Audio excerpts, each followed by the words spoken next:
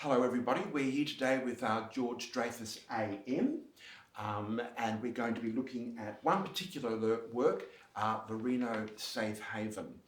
I'm going to give some background information for the viewer and then you can elaborate upon this. In the 1930s, the British organised their Kindertransports to evacuate Jewish children out of Central Europe.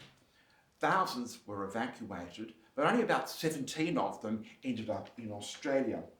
So in June 1939, George's parents farewelled both George and Richard at the Zoo Station and off they went on the journey.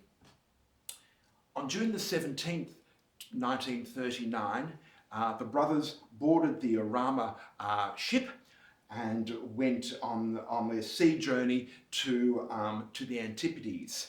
Upon arrival in Melbourne, they all went to, or many of them went to a very large house in Balwyn called Lorino.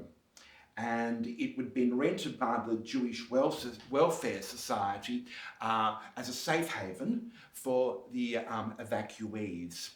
George, this is Lorino Safe Haven is basically your response looking back to those days. Yes. And what were those days for you? Well, I was 11 when we arrived and my memories aren't all that terrific. I may have been in a bit of shock having to leave parents behind and coming to a very strange country after 5-6 weeks on a boat. But they are my memories of the trip, and of the home was difficult. There were no parents, there were two people looking after the children. They were seen to be unsatisfactory, so were replaced by other people. But in the end, my parents, one of the few parents of the 17 children, my parents did arrive in Australia, having got a visa just in time and left Germany just in time before the outbreak of the Second World War.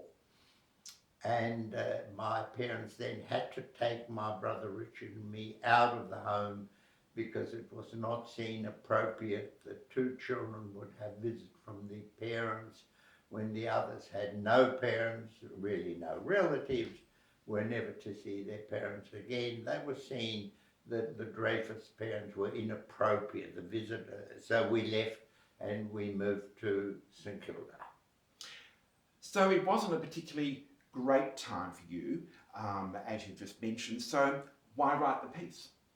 The piece had a varied history. The melody of Lorino Safe Haven, which starts the suite that you know, is actually from a television series, Descant for Gossips, which I wrote for I did the series for the ABC. It was directed by Tim Burstall, who by those days had seen better days. It was getting towards the end of his film career, but he still had the job to write, to produce, to direct 2 television series for the ABC, and I was the composer for both of those. There was much more music in those days in television series than there is now, and I had access to the Melbourne Symphony to record it, and I recorded for a scene, an innocent scene.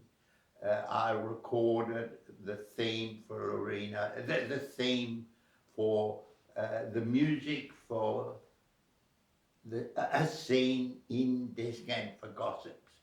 When Geoffrey Crellin, the principal oboes, the Melbourne Symphony Orchestra, he decided he was going to make a recording, an LCD of music for 2 oboes and cor anglais. Now that's not an unknown combination. Other people have written music for this combination of 2 oboes and cor anglais, and he asked me to write something for this CD.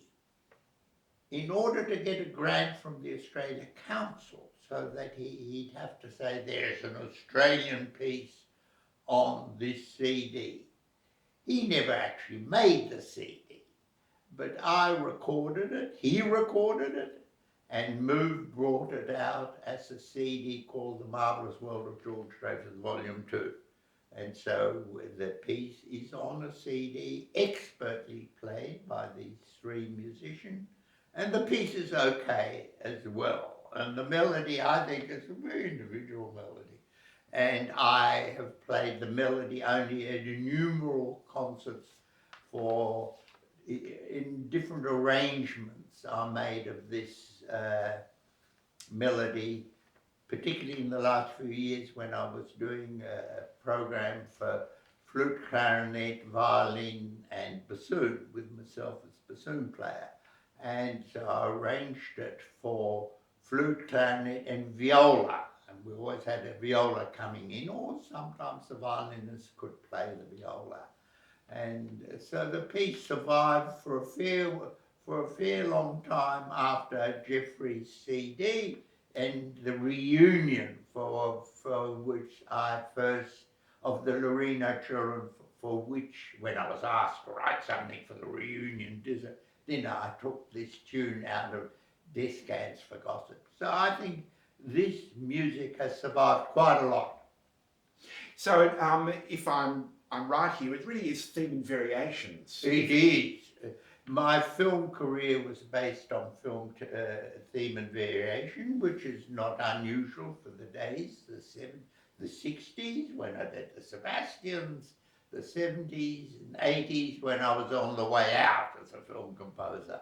But theme variation was always part of my stock in trade. It allowed me, after having on a Monday morning got out the tune, in this case, I just pinched the tune from myself.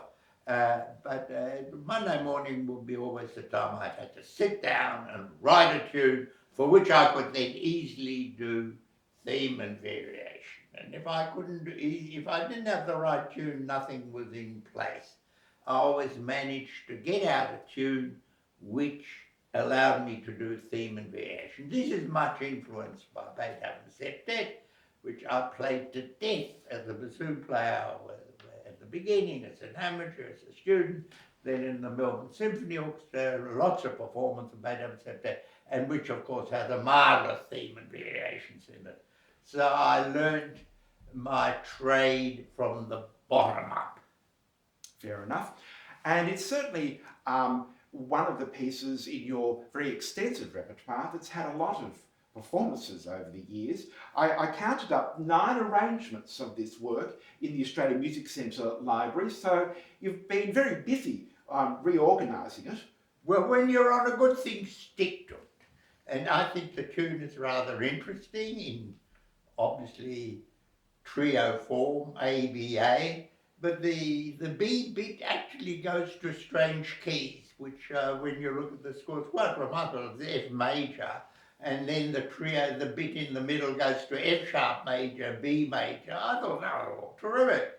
And so I was on a good thing. Fair enough. This performance we're going to hear, it's one of the arrangements for 3 clarinets. Andrew Fong, Tom Darther and Olivia Grosfeld performed this work, and it was on the 3rd of September 2017 at the Trinity Uniting Church in Brighton. So here it is.